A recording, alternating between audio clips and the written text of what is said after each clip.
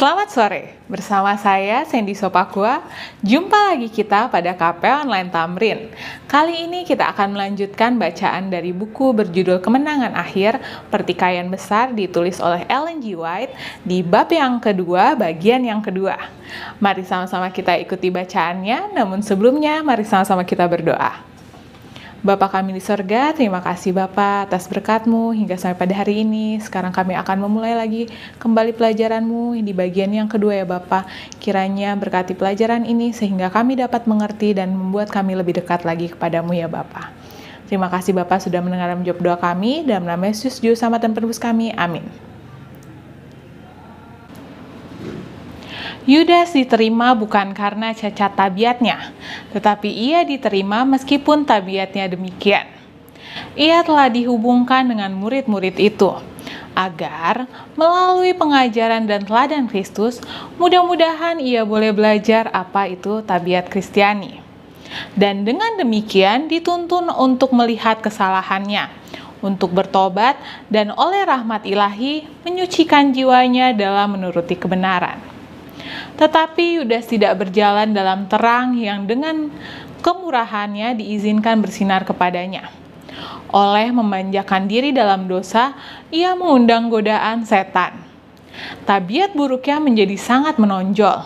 Ia menyerahkan pikirannya ke bawah pengendalian kuasa kegelapan. Ia menjadi marah bila mana kesalahannya ditegur, dan dengan demikian ia telah dituntun melakukan kejahatan, mengerikan mengkhianati Tuhannya. Demikianlah semua orang yang menyukai kejahatan, sementara mengaku saleh, membenci mereka yang mengganggu ketenangannya oleh menegur dosa-dosanya. Bila mana kesempatan diberikan kepada mereka, seperti Yudas, mereka akan mengkhianati yang menegur mereka meskipun demi kebaikan mereka.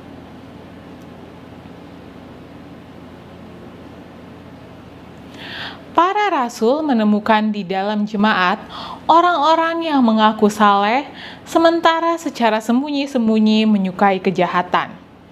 Ananias dan Safira bertindak sebagai penipu, berpura-pura mengorbankan seluruh uangnya kepada Allah. Pada waktu dengan tamaknya mereka menahan sebagian untuk mereka sendiri. Roh kebenaran menyatakan kepada para rasul tabiat sebenarnya orang berpura-pura ini, dan pengadilan Allah membebaskan jemaat dari titik yang menodai kesuciannya. Tanda tindakan Roh Kristus di dalam jemaat merupakan suatu teror kepada orang-orang munafik dan pelaku kejahatan. Mereka tidak tahan lama berhubungan dengan orang-orang yang senantiasa menjadi wakil-wakil Kristus dalam tabiat dan watak. Dan sementara cobaan dan penganiayaan datang ke atas pengikut-pengikutnya, hanya mereka yang rela menyangkal semuanya demi kebenaran saja yang menjadi murid-muridnya. Jadi selama penganiayaan berlanjut, jemaat itu terbukti tetap suci. Tetapi sesudah berhenti, orang-orang yang bertobat yang kurang sungguh-sungguh dan kurang pengabdian semakin bertambah, dan terbukalah bagi setan untuk menjejakkan kakinya. Akan tetapi tidak ada persekutuan antara putra terang dan putra kegelapan, dan tidak ada persekutuan antara pengikut-pengikut mereka. Bila mana orang-orang Kristen mau bersekutu dengan mereka yang setengah-setengah bertobat dari kekafiran, mereka memasuki satu jalan yang menuntun mereka semakin jauh dan semakin jauh dari kebenaran. Setan bersuka karena ia telah berhasil menipu begitu banyak pengikut Kristus. Ia kemudian mengerahkan lebih banyak kuasanya dalam usaha ini dan mengilhami mereka untuk menganiaya mereka yang tetap setia kepada Allah. Tidak ada yang paling mengerti cara menentang iman Kristen yang benar seperti mereka yang pada suatu waktu pernah mempertahankannya. Dan orang-orang Kristen yang murtad ini bergabung bersama-sama dengan teman-temannya yang setengah kafir menunjukkan peperangan mereka, menentang anjuran-anjuran Kristus yang paling penting. Dibutuhkan perjuangan keras dari mereka yang akan berdiri tetap setia dan teguh melawan penipuan dan kebencian mereka yang menyamar dalam jubah pendeta yang diperkenalkan ke dalam jemaat. Alkitab tidak lagi diterima sebagai ukuran iman. Doktrin kebebasan beragama dianggap sebagai suatu penyimpangan, dan mereka yang menjunjungnya dibenci serta diharamkan. Setelah melalui pertikaian panjang dan sengit, mereka yang setia dan sedikit memutuskan untuk menghilangkan semua persekutuan dengan gereja yang murtad. Kalau gereja itu tetap menolak membebaskan dirinya dari kepalsuan dan penyembahan berhala. Mereka melihat bahwa pemisahan mutlak diperlukan jikalau mereka mau menuruti firman Allah. Mereka tidak berani bersikap toleransi terhadap kesalahan-kesalahan yang fatal bagi jiwa mereka sendiri dan memberikan contoh yang membahayakan iman anak-anak dan cucu mereka. Untuk menjamin perdamaian dan persatuan, mereka siap melakukan kelonggaran yang sesuai dengan kesetiaan kepada Allah. Tetapi mereka merasa bahwa perdamaian sekalipun akan terlalu mahal jika harus dibeli dengan mengorbankan prinsip. Jikalau persatuan dapat dijamin hanya oleh dikompromikannya kebenaran dan kebajikan, maka biarlah ada perbedaan dan bahkan peperangan. Adalah baik bagi jemaat dan dunia jikalau prinsip yang menggerakkan jiwa-jiwa yang berdiri teguh itu dihidupkan kembali di dalam hati mereka yang mengaku umat Allah. Ada bahaya acuh tak acuh dalam hubungannya dengan ajaran atau doktrin yang menjadi tiang-tiang iman Kristen.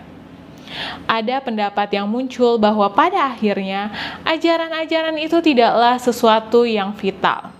Kemerosotan itu menguatkan usaha kaki tangan setan, sehingga teori-teori palsu dan penipuan-penipuan fatal yang membahayakan hidup umat-umat yang setia, yang menolak dan melayaninya pada masa lalu, sekarang dianggap sebagai suatu yang menyenangkan oleh ribuan orang yang mengatakan dirinya pengikut-pengikut Kristus.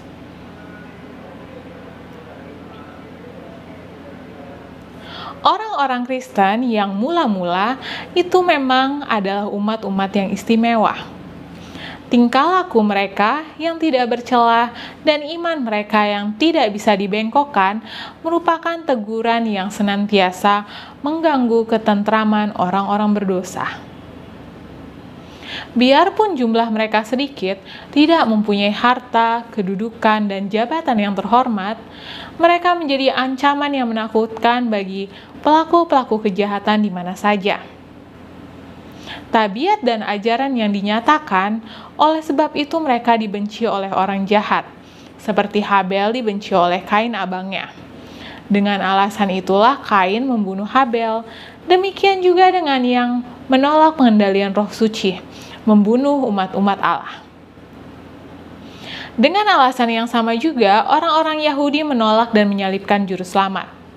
Oleh karena kesucian dan kekudusan tabiatnya, senantiasa merupakan teguran kepada sifat korup dan mementingkan diri mereka. Sejak zaman Kristus sampai sekarang, murid-muridnya yang setia telah membangkitkan kebencian dan pertentangan mereka yang mencintai dan mengikuti jalan-jalan dosa.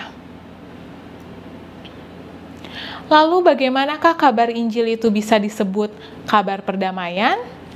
Pada waktu Nabi Yesaya meramalkan tentang kelahiran Mesias, ia memberi gelar kepadanya Putra Raja Damai. Ketika para malaikat memberitahukan kepada para gembala bahwa Kristus telah lahir, mereka menyanyi di atas padang Betlehem, kemuliaan bagi Allah di tempat yang maha tinggi, dan damai sejahtera di bumi di antara manusia yang berkenan kepadanya. Lukas 2 ayat 14.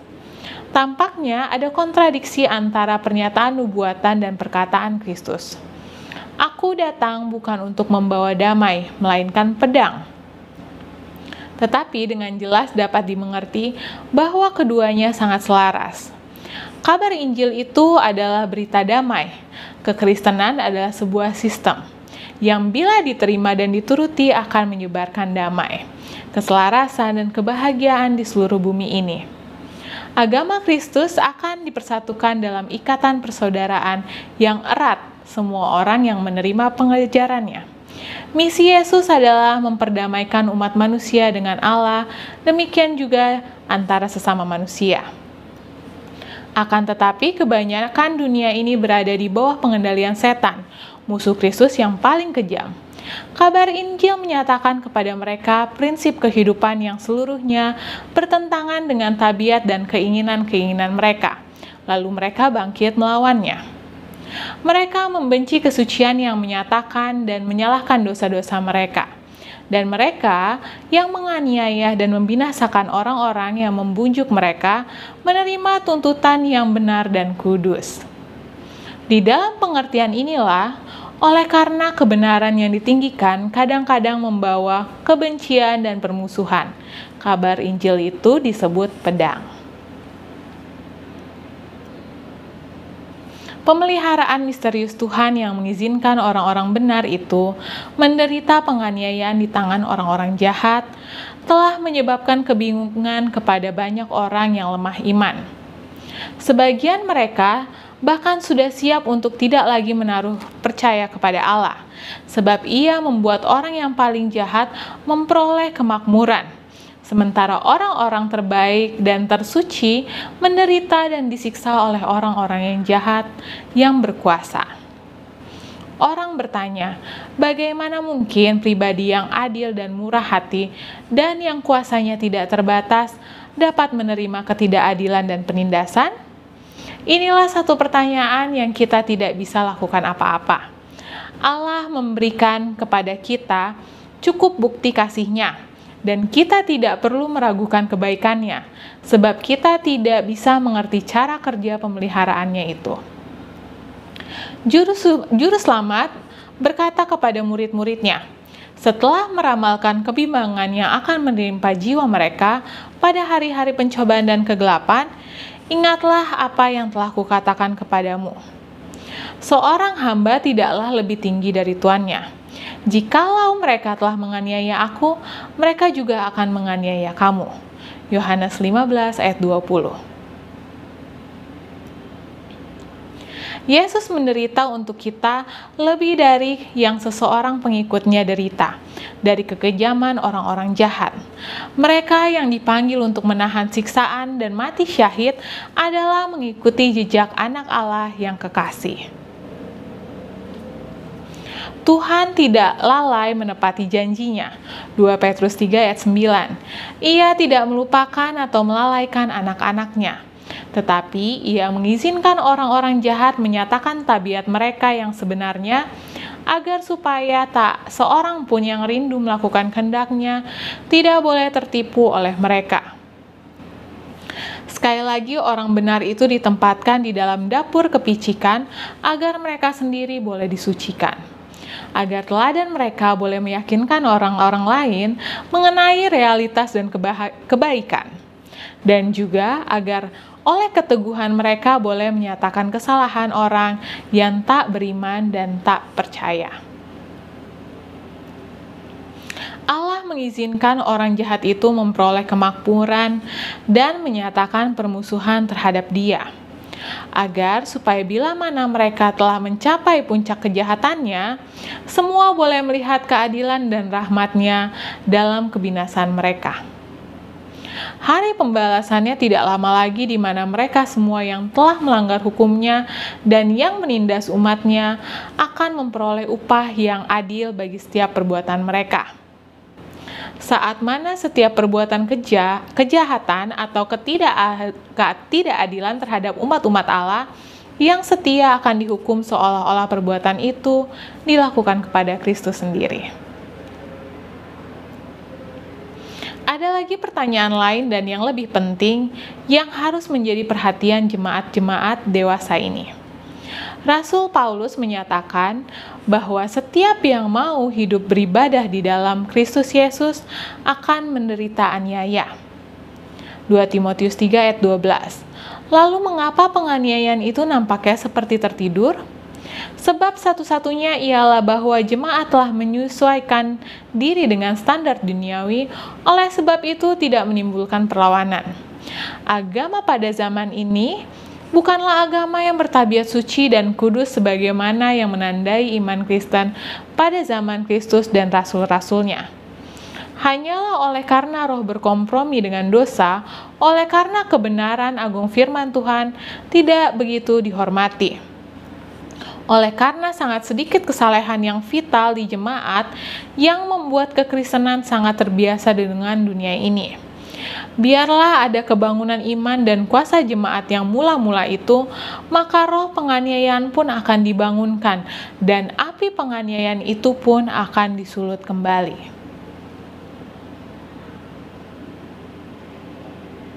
Demikianlah pembahasan kita pada sore hari ini. Mari sama-sama kita berdoa. Bapa kami yang di surga, terima kasih Bapa atas berkat-Mu hingga sampai pada hari ini ya Bapa. Bapa tadi kami sudah mendengar firman-Mu ya Bapa, berkatilah sehingga kami, jemaat-Mu yang sisa, dapat menjadi kuat ya Bapa dalam menghadapi penganiayaan zaman akhir ini ya Bapa. Terima kasih Bapa sudah mendengar menjawab doa kami, dalam nama Yesus Selamat dan Penebus kami, amin. Sampai jumpa minggu depan, Tuhan memberkati.